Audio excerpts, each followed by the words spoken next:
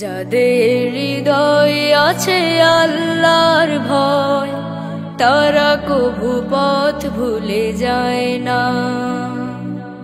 আল্লাহর প্রেম ছাড়া এই দুনিয়ায় কারো কাছে কোনো কিছু চায় না। আসসালামু আলাইকুম। নতুন একটি ভোর, নতুন একটি দিন, নতুন একটি ব্লগে সবাইকে স্বাগতম জানাচ্ছি মিষ্টি ফুলের শুভেচ্ছা জানিয়ে। আমি আছি বাংলাদেশি ব্লগার রাখিমণি, নারায়ণগঞ্জ থেকে। কাছে এবং দূরে যে যেখানে বসে আমার ভিডিওটি দেখা শুরু করেছেন সবাইকে জানাই অসংখ্য ধন্যবাদ। আমাদের গৃহিণীদের সকালটা কিন্তু শুরু হয় কাজ দিয়ে। ঘুম থেকে উঠে নামাজ কালাম শেষ করে ফ্রেশ হয়ে তারপর কিন্তু শুরু করে দিতে হয় সংসারের কাজকর্ম। এই তো ফ্রেশ ট্রেশ হয়ে তারপর চলে আসলাম বাইরে। উঠান পরিষ্কার করব, ঘর দুয়ারে জানলা সব খুলে দিয়েছি। এখন সব উঠান বাড়ি ঘর পরিষ্কার করে নিব।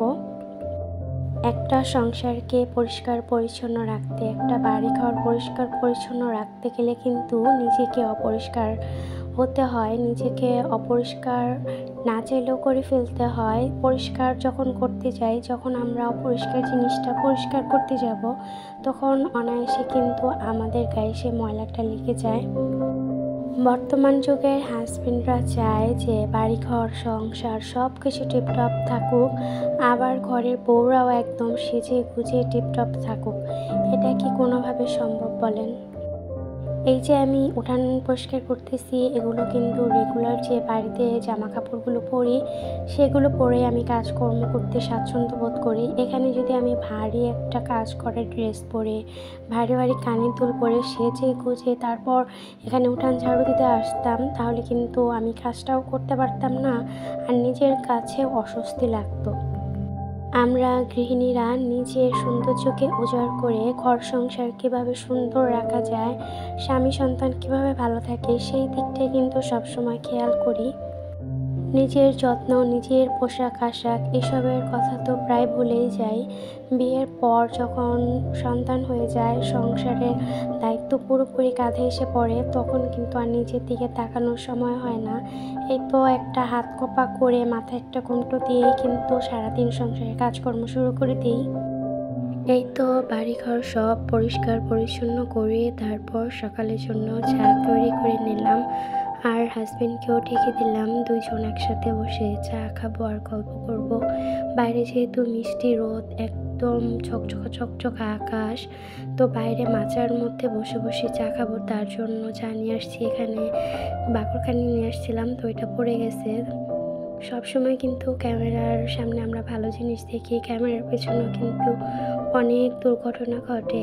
যেমন চাটা আনতে আনতেই অনেক সময় চাও পড়ে যায়, বিস্কিট পড়ে যায়, মানে এক হাতে ক্যামেরা ধরা আর এক হাতে কাজকর্ম করা কিন্তু অনেক কষ্টের। যে করে সে কিন্তু বুঝতে পারে। সংসারের সব কাজকর্ম করে বাচ্চা কাচ্চার দেখাশোনা করতে হয়, তারপর সারাদিন ভিডিও ক্যাপচার করে সন্ধ্যার পরে ভিডিওটা এডিট করে ভয়েস দিয়ে তারপরে কিন্তু ছাড়তে হয়। আর এটা করা কিন্তু অনেক কষ্টের, যে করে সে কিন্তু বুঝতে পারে।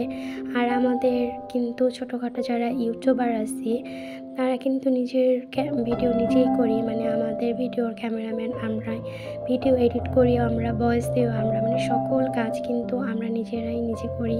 কয়েকদিন আগে এক আপুর ব্লগে দেখলাম যে তার কমেন্টসে আসছে যে এভাবে ফকিন্নির মতন করে ক্যামেরার সামনে আসেন কেন, একটু সেজে গুজে আসতে পারেন।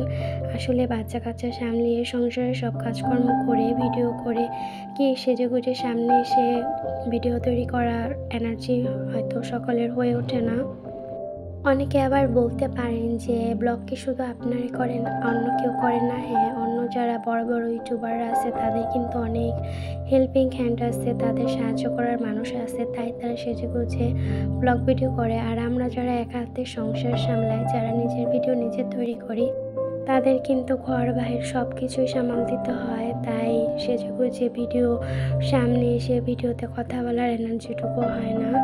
যাই হোক, এই তো আমার সিম গাছ থেকে প্রথম সিম তুললাম, আলহামদুলিল্লাহ। এই যে আপনারা মোবাইলে ভিডিওগুলো দেখতেছেন, সুন্দর সুন্দর দৃশ্য দেখতেছেন, এগুলো কিন্তু হেঁটে হেঁটে আপনার মোবাইলে চলে আসে না। কেউ একজন এগুলো ভিডিও করে, তারপর এডিট করে, তারপর এগুলো সুন্দরভাবে আপনাদের সামনে উপস্থাপনা করে।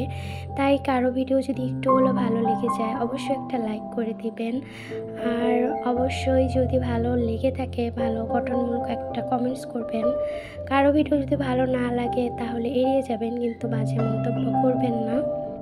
আপনার একটি খারাপ কথা বলাতে আপনার হয়তো মনে নাও থাকতে পারে, কিন্তু যাকে বলবেন তাকে কিন্তু অনেকটা কষ্ট দেবে, অনেকটা পিছনে ফেলে দেবে। এই তো এখানে আমি বউ ভাত আর 2 রকমের ভর্তার নাস্তা হিসেবে তৈরি করব। তো আলু দিয়ে আমি সাদা করে সবসময় বউ ভাত রান্না করি, আর আজকে গাছের মৌসিম আর আলু ভর্তা করব। ভিডিওটি দেখতে দেখতে ভিডিওর কোন অংশ যদি আপনাদের কাছে একটু হলেও ভালো লেগে যায় প্লিজ একটা লাইক করে আমার চ্যানেলটি সাবস্ক্রাইব করে দিবেন। তো আজকের ভিডিওটা আমি এখানেই শেষ করছি। সবাই ভালো থাকবেন, সুস্থ থাকবেন। দেখা হবে নতুন আরেকটি ব্লগে। আল্লাহ হাফেজ, আসসালামু আলাইকুম।